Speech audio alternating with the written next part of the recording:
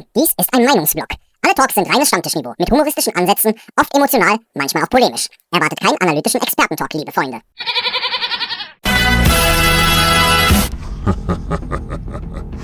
Ich bin unvermeidbar.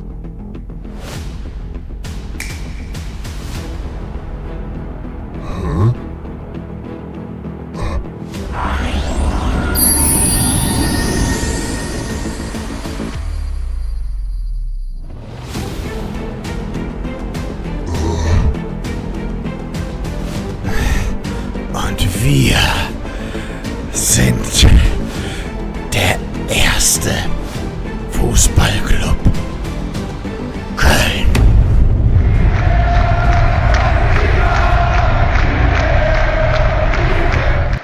So oder so ähnlich darf der kommende Spieltag gerne enden. Hallo, Moje, Jodedach, herzlich willkommen auf meinem kleinen, bescheidenen Kanal.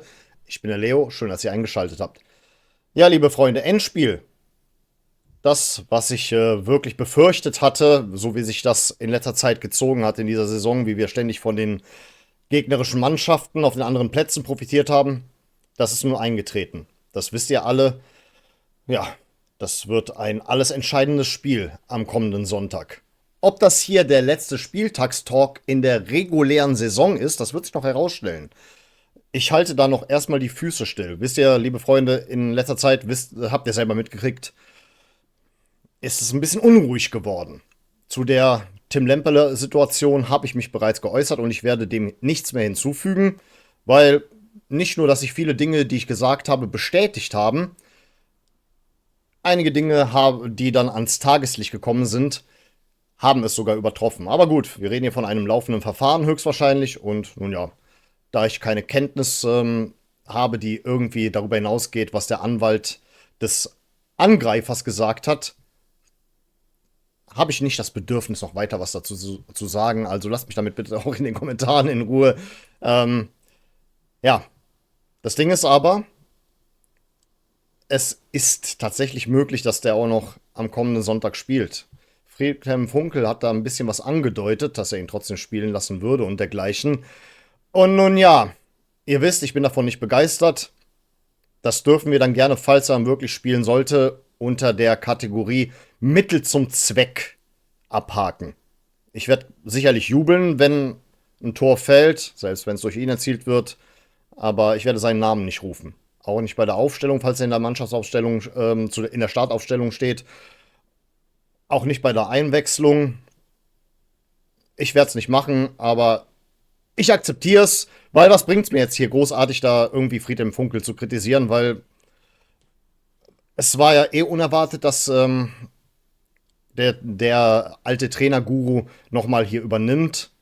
Es war ja auch mehr eine Hilfestellung und ja, in gewisser Weise bin ich ihm ja dankbar dafür, dass dass er bereit war, dies zu tun. Und er hat es ja noch einigermaßen drauf. Ich hoffe, dass seine Art und Weise vielleicht doch noch irgendwie ein i-Tüpfelchen setzt. Ich weiß nur halt, nicht nur auf Tim Lemperle bezogen, im Laufe der Saison oder auch der letzten 2 Jahre hat sich herausgestellt, das hier ist ein Sauhaufen, der dringend einen Umbruch braucht. Ganz, ganz dringend. Dazu gehören einige Verkäufe, dazu gehören aber auch einige Einkäufe. Und da kommen wir natürlich auch direkt zu unserem Gegner, dem 1. FC Kaiserslautern. Auch für die geht es um etwas. Auch ein Szenario, das ich befürchtet hatte. Wären die vielleicht, sagen wir mal so, zu uns gekommen und es würde für sie um nichts mehr gehen, dann hätte ich vielleicht ein bisschen mehr Hoffnung. Wobei, es kann auch manchmal Kräfte freisetzen, siehe Regensburg. Allerdings, sie können auch in die Relegation gelangen. Und ihr wisst Bescheid, Leute. Auch wir könnten sogar auf Platz 4 rutschen. Sogar noch tiefer, glaube ich, bin mir nicht mehr genau sicher, aber wir könnten tatsächlich den Aufstieg komplett vergeigen in allen möglichen Optionen.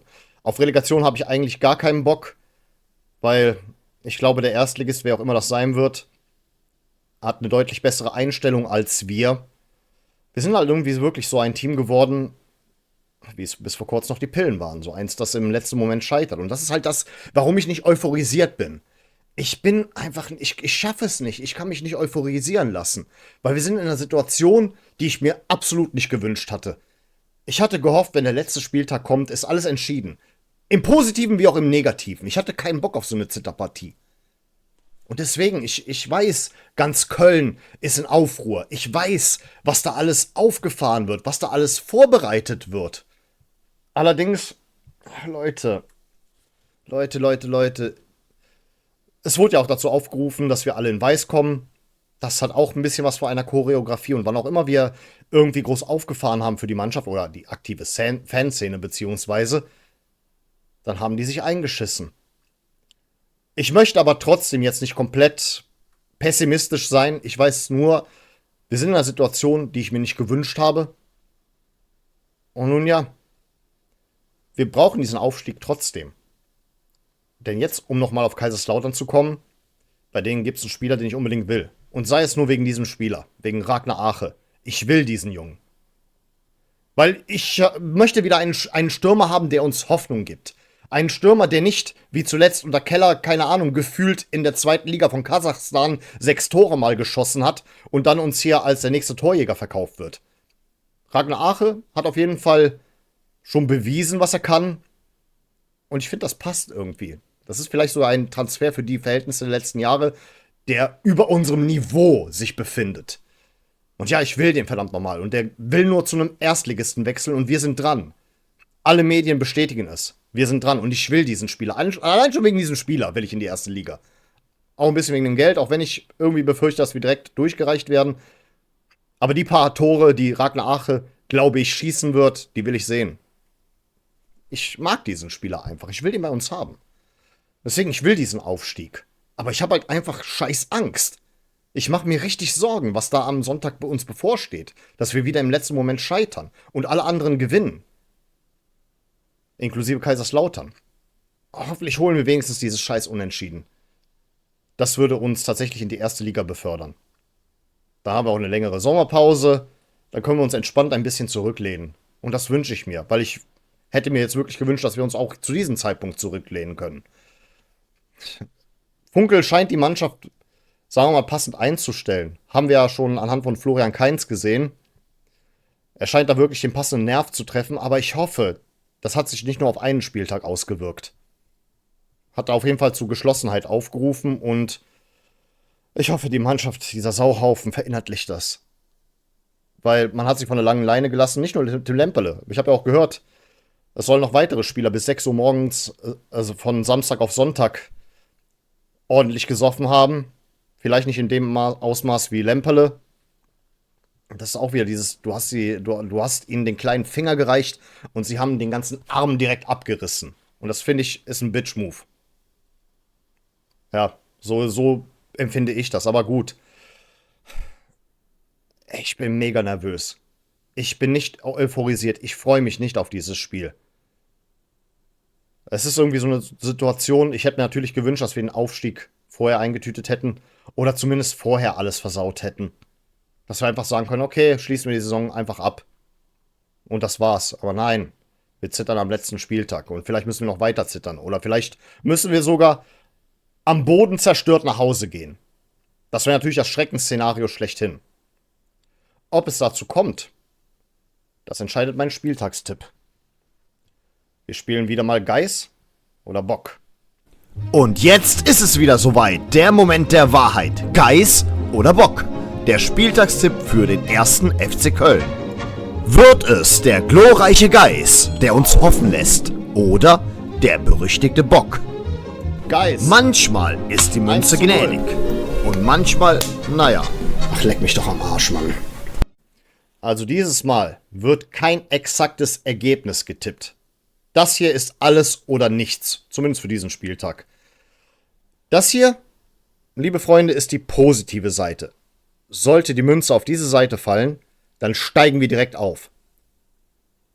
Fällt diese Münze auf diese Seite, dann war es das noch nicht zwangsläufig, aber ich möchte mich nicht entscheiden, ob wir komplett den Aufstieg vergeigen oder gegebenenfalls in der Relegation landen. Dann wird es heißen, wir steigen nicht am Sonntag auf.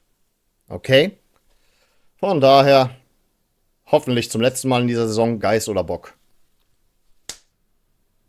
Wir steigen nicht am Sonntag auf. Ich habe keine Ahnung, ob diese Münze auf der falschen Seite so schwer ist. Ach, wisst ihr was? Scheiß drauf. Best of 7. Ja, muss man nochmal neu machen. Okay, 2-0. 3-0, komm, gib noch. 4-0, ja, okay, wir steigen nicht auf. Also wir steigen noch nicht am Sonntag auf. Ja. Aber gut, die Münze hatte nicht immer recht. Sie war öfter mal im Unrecht in dieser Saison. Mein Tipp, wie gesagt, wir steigen nicht am Sonntag auf. Ja, eine nette News haben wir auch noch nebenbei. Wir haben den Adidas-Stil tatsächlich durch. Wir werden ab 2026 dann von Adidas ausgerüstet. Manche sagen, das wird nur so Restposten sein, weil wir halt keiner von diesen Champions League-Vereinen sind, dass wir gegebenenfalls nicht auf Retro-Trikots oder dergleichen hoffen dürfen. Aber ich will die Hoffnung in dem Punkt nicht aufgeben. Ich freue mich auf diesen Deal, weil, wie gesagt, zu 100% war ich mit Hummel nie zufrieden. Ja, und was Kleidung angeht, denkt bitte daran, die Südkurve hat dazu aufgerufen, dass wir alle in Weiß kommen. Bitte, bitte kommt mir nicht mit blauen Trikots oder dergleichen. Bitte, keine blauen oder schwarzen Trikots. Habt Mut. Und wenn ihr vielleicht ein bisschen zu dick seid, dann holt euch eine Nummer größer. Der FC-Shop ist ja noch offen zu diesem Zeitpunkt. Ich bin zum Glück eingedeckt. Ja, das einzig Positive an der Hannover-Fahrt, oder eine der wenigen positiven Sachen, bis auf die nette Gesellschaft, die ich dort hatte. Ja. Wir sehen uns wieder zu Reaction. Mal sehen, ob es meine letzte Reaction für diese Saison war. Und an der Stelle bedanke ich mich recht herzlich für eure Aufmerksamkeit. Vielen Dank fürs Zusehen. Und dann würde ich an der Stelle sagen, auf Wiedersehen. Denn wir wollen uns auch wiedersehen. Unser kosmischer Held, der gute Kosmos, das Beste der Welt.